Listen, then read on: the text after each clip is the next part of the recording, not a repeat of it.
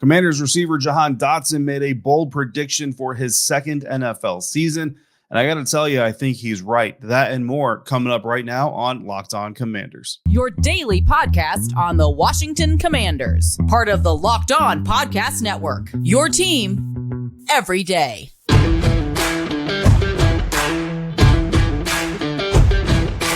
Welcome into your Thursday episode of Locked On Commanders, your daily podcast covering the Washington Commanders, part of the Locked On Podcast Network, your team every day. Thanks so much for making Locked On Commanders your first listen of the day every day. Don't forget you can subscribe for free on YouTube or wherever you get your podcast, and you can continue the conversation over on Subtext by going to joinsubtext.com/Locked On Commanders, where you can go one-on-one with me, your host, David Harrison, on Twitter at DHarrison82, credential member of the media covering your Washington Commanders beat reporter for Commander Country, a part of Sports Illustrated's FanNation, here with you every Monday through Friday, along with our everydayers and out there to all the everydayers out there. I appreciate your continued support for the program. On today's episode of Locked On Commanders, we're going to discuss our running back position preview since I missed it earlier this week. But first, we're going to start off today's episode with a bold prediction made by Washington Commanders receiver Jahan Dotson, who recently appeared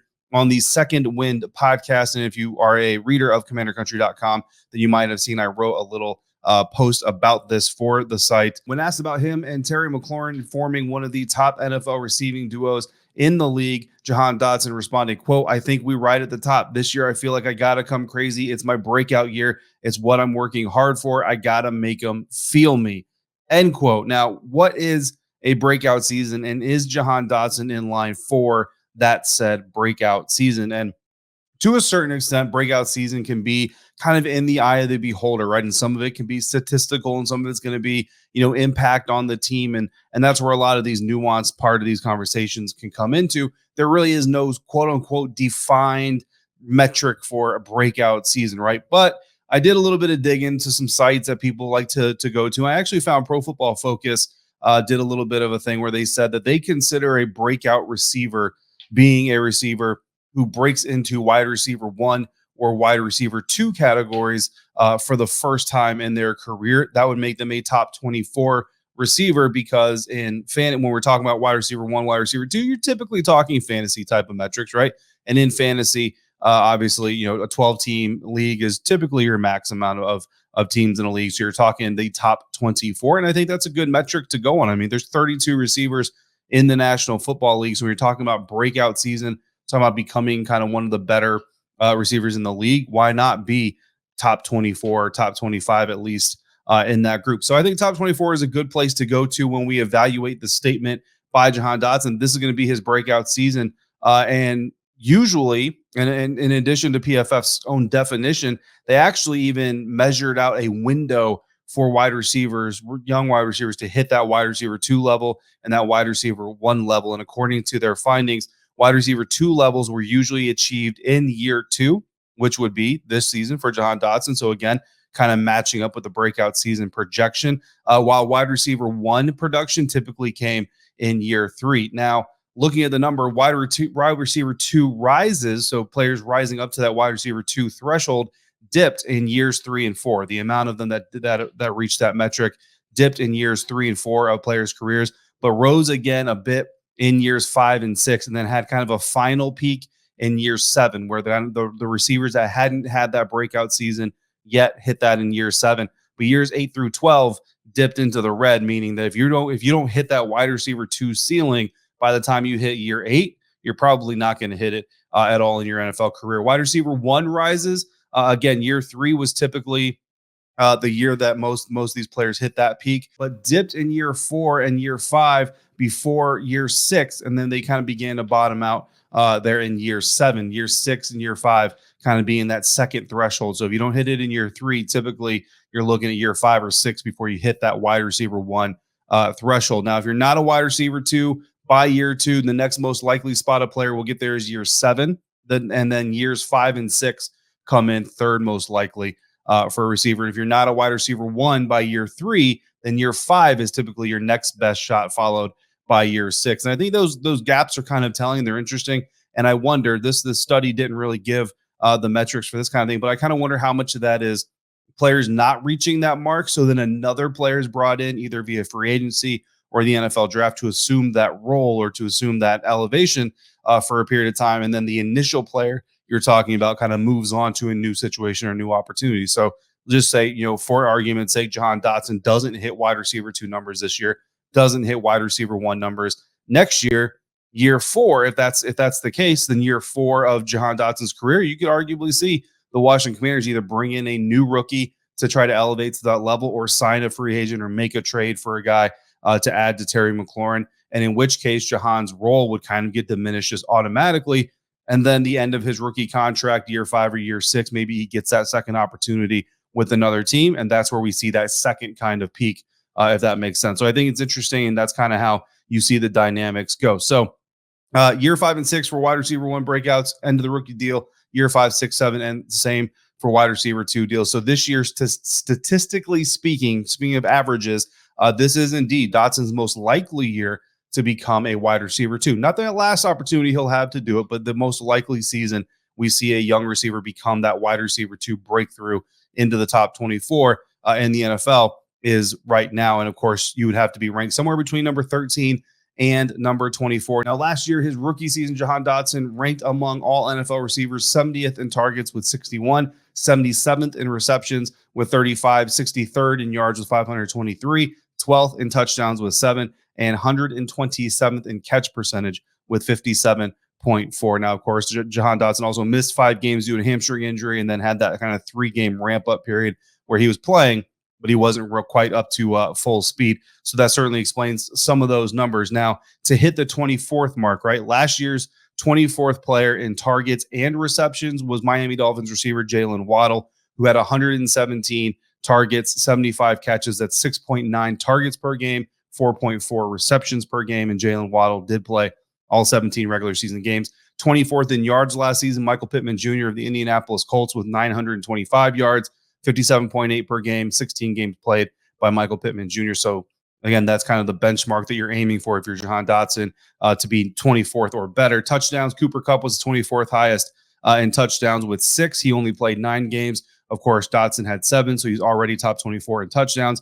And then catch percentage, Chris Godwin was 24th with 73.2, almost about 15% higher than what Jahan Dotson had. Now, of course, catch percentage is not just on the receiver, right? Some of that obviously has to do with the quarterback, and hopefully the Commanders have a better quarterback situation this season. So you look at those numbers, and if you look at that as kind of a benchmark for this season as well, to have a breakout season, Jahan Dotson's going to need, and again, breakout, become top 24 in the league, is going to need about 7 targets per game. He was getting 5 per game in 2022. He's going to need 5 catches per game. He got 2.9 per game last year, 58 yards per game. He got 43.6 last year, 6 or more touchdowns. He had 7, 73.2% catch percentage. Again, we can compare the catch percentages, but offensive system, schemes, usage, quarterback, that's all going to play a factor in there. So if you look at it, I mean, the biggest gaps here are the about 3 catches more per game than he needed. And at that 3 catches more per game, you have 43 yards, about a 12-yard deficiency there.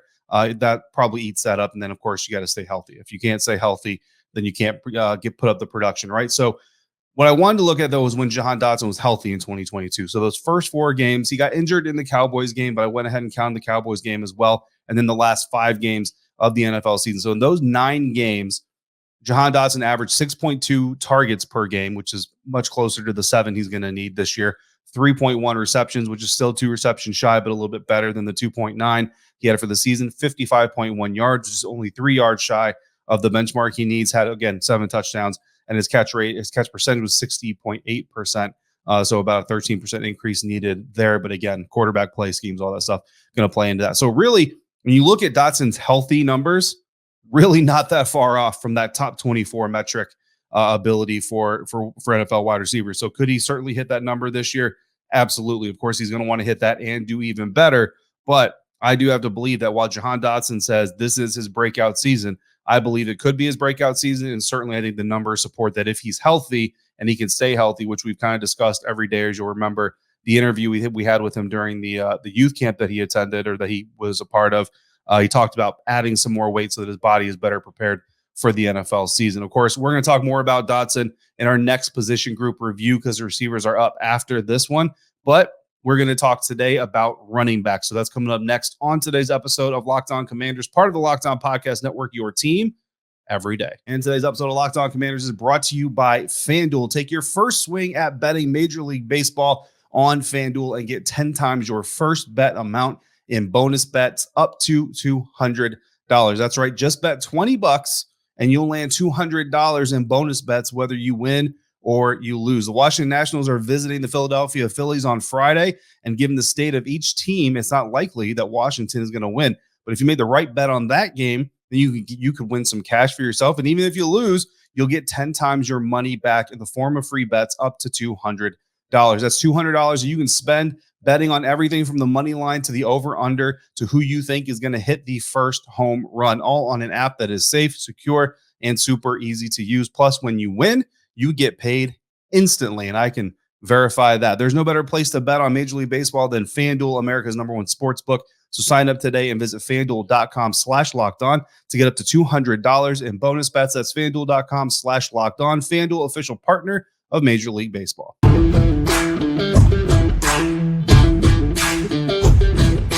Thanks again for bringing Locked On Commanders, your first listen or view today, every dayers. Make sure you come back through. We've got another episode dropping for you this week before the weekend, and it looks like I will be having to head out of town again this weekend. So depending on how everything goes down, may or may not have a Monday episode, but bare minimum, we will have at least 4 episodes next week. And then if I have to make this trip, should be the last one. So we'll be looking to get back to 5 the following week. More to follow on that. Hitting our second position preview group ahead of training camp.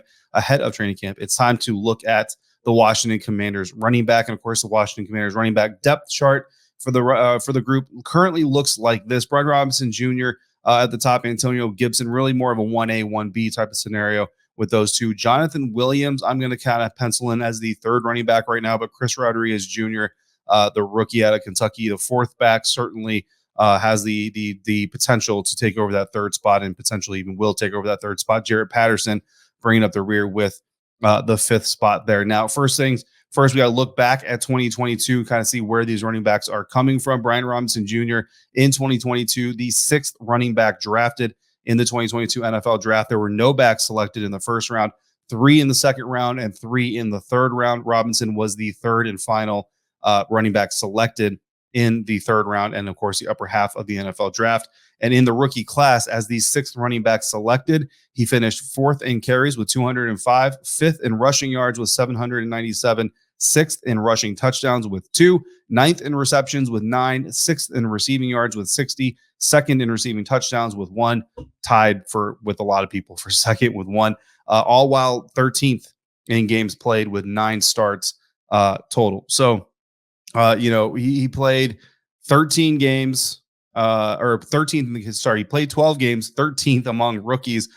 Yet he finished top 10 in every single rookie running back statistical category. Had the second best rookie running back grade, according to PFF. That, according to some research that Zach Selby did for his end of year synopsis of the group. Antonio Gibson, meanwhile, again, 1A or 1B, however you want to chart it out. 15 games played, 6 starts, 149 carries, was second most on the team. 546 rushing yards, second most on the team.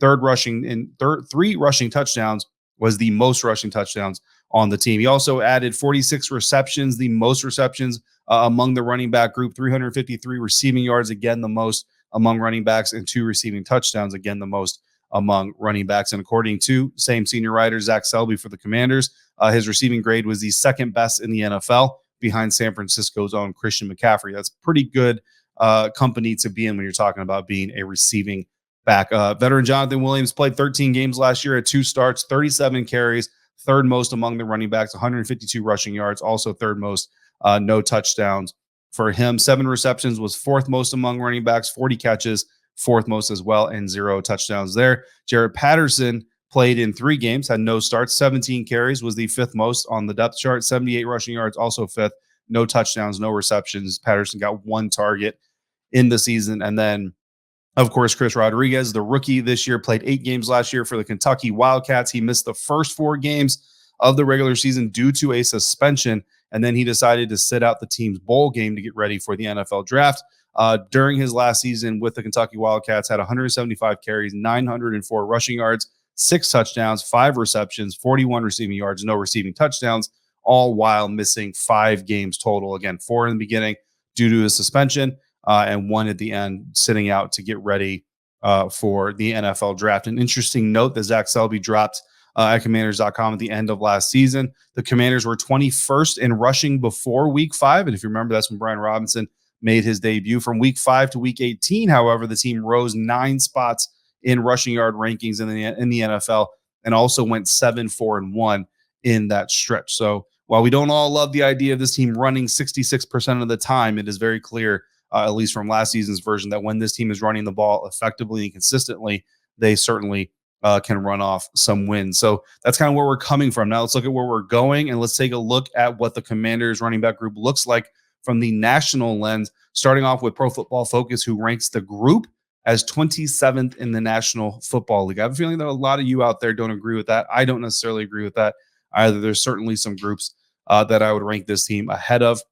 Turning to ESPN, they have this group ranked 21st. That's a little bit more like it. I still think this team should be more towards the 16-17 range to start the season. And I think they have the ability to rise up into the top 12 or so during the season, depending on how the O-line comes together and how these guys develop during the course of the season and training camp. But 21st is not a bad place to start. Of course, that ranking is the entire weapons rankings, right? So it's a wide receiver and running back and tight end group. So it's not just running backs. But ESPN did say about the running backs in Washington, quote, running back is a place for possible growth, but not with Antonio Gibson, who has grown less efficient as a runner across his 3 NFL campaigns. The good news is Gibson's fumble woes faded into memory after he coughed the ball up 6 times in 2021. His best role is still likely as a third down back, and his possible new offensive coordinator, Eric Bieniemy, installs the college wideout in the Jerick McKinnon spot in Washington's offense, end quote. And that Jerick McKinnon position has been something that we've talked about multiple times on this program. I've kind of ventured speculation that Curtis Samuel / Antonio Gibson can fill that spot here. ESPN projects Antonio Gibson alone to potentially fill that spot. So that's ESPN. USA Today is just grading the running backs, has them 25th. So again, a little too low for my liking. But hey, if you're looking at the national media, you should be used to by now the national media not having really high expectations for the Washington Commanders. Now, looking at the NFC East Division, this is where I come in with my personal rankings. My NFC East running back group rankings, I do have the Philadelphia Eagles first overall in the NFC East with DeAndre Swift, Kenneth Gainwell, Rashad Penny, but it's close. I will tell you right now, it's very, very close. But for me, the Washington Commanders are second in the NFC East with Brian Robinson, Antonio Gibson, and then Chris Rodriguez. I do project Chris Rodriguez to become that third running back. The problem is he's a rookie, so it's kind of hard to carry a whole lot of weight with him. But AG, I think what we saw last year is just the tip of the iceberg on what he can do from a dynamic standpoint. Brian Robinson Jr., again, healthy and working through. I think we're going to see a better version of him. And I do think this offensive line is going to be impressed. Really, I have the Eagles, I have the Commanders very, very close neck and neck. But Rashad Penny and that somewhat veteran experience kind of trumps Chris Rodriguez in this situation. Third, I've got the New York Giants. I mean, Saquon Barkley is a big question mark at the time of this recording. Is he going to be around? Is he not going to be around? Behind him, you've got Matt Breida and rookie Eric Gray. You know what I mean? Matt Breida, I'll take Antonio Gibson, Kenneth Gainwell over him as a number 2 back any day. Eric Gray, just like Chris Rodriguez, is a rookie, so I'm not giving any stock there. And Saquon Barkley, I mean, if Saquon Barkley is fully committed, maybe that jumps the Giants number 2 just by himself, because I think when he is healthy and on the field, he is arguably one of the best running backs in the league, if not the best running back in the league.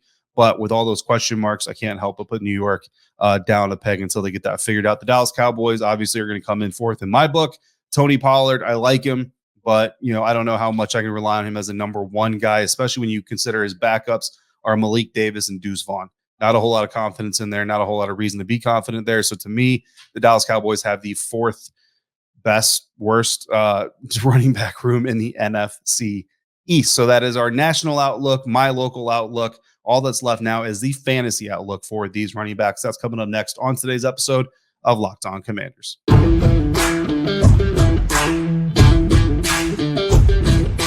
Fantasy football futures for the Washington Commanders running back room. And of course, Antonio Gibson, Brian Robinson Jr., really the only 2 fantasy relevant running backs on this team as of right now.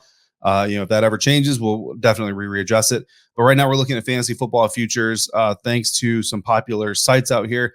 And look, when I'm talking about these guys, I'm talking about half PPR leagues. I'm talking about 40 out of 48 running backs. Because typically in a 12-team league, you're each drafting at least 4 running backs. So that gives you 48 options out there. So that's as far as I kind of dove into it. In 2022, according to Fantasy Pros, Antonio Gibson finished the season as RB31, while Brian Robinson finished RB41.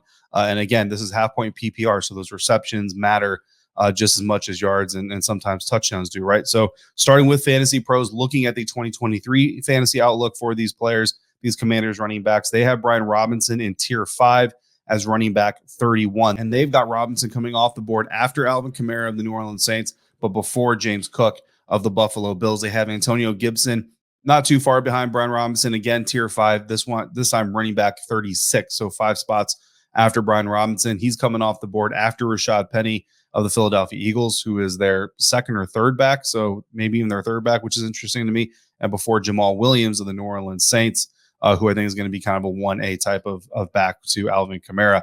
Looking at the fantasy footballers, if you're not familiar with them, you should check them out. Good guys, funny guys, and very, very intuitive. They've got Antonio Gibson ranked higher than Brian Robinson Jr., so I think, again, your pass reception impact is coming into play here. They have Antonio Gibson as running back 25, so very, very near RB2 standpoint or territory here. They've got him coming off the board after Rachaad White of the Tampa Bay Buccaneers, but before Samaje Perine of the Denver Broncos. Brian Robinson is RB35, so 10 spots further than Antonio Gibson, coming off the board after James Cook here of the Buffalo Bills. So the footballers have B-Rob after James Cook, while Fantasy Pros has him right before James Cook. But either way, in that ballpark and before Jerick McKinnon, speaking of the devil, of the Kansas City Chiefs. Finally, we look at the Athletic. They've got Brian Robinson ranked as their RB28, coming off the board after DeAndre Swift of the Philadelphia Eagles, but before Khalil Herbert of the Chicago Bears. And they've got Antonio Gibson as RB40, clearly the lowest ranking of all these fantasy experts, after Damian Harris of the Buffalo Bills, which I would take Antonio Gibson before Damian Harris in every draft, and before Devin Singletary of the Houston Texans. Now, I did a Fantasy Pro mock draft, and where both these guys came off the board. Brian Robinson came off the board in the 8th round with the 6th pick, so about midway through the 8th round. So if you want him, early 8th round, late 7th round is where you're going to target him, depending on where you are in your draft. Antonio Gibson came off the board 9th round, 8th pick. So again, end of 8th round, early 9th round, depending on where you're in or where you're picking in your draft is where you're going to want these guys. So that is our running back position group outlook. Of course, we started the show talking about Jahan Dotson and his bold prediction, which I think sounds very feasible, especially if he stays healthy. Coming up tomorrow, we'll have another episode to round out the week here at Locked On Commanders. In the meantime, if you've got questions or comments, just throw them into the YouTube comments. Hit me on Twitter or email me at lockedoncommanders@gmail.com, or you can send them directly to me via Subtext. As always, I want to thank you for making Locked On Commanders your first listen of the day, every dares. Thank you once again for coming through on a consistent basis like you do. And remember, you can continue the conversation with me over at joinsubtext.com/LockedOnCommanders. Thank you so much for making me a part of your day, part of your routine. If you have anything else Washington Commanders related you want to know or you want to discuss, make sure you also follow me on Twitter at dharrison82. Until we speak again, please be safe, be kind, and I'll see you next time for another episode of Locked On Commanders, part of the Locked On Podcast Network, your team every day.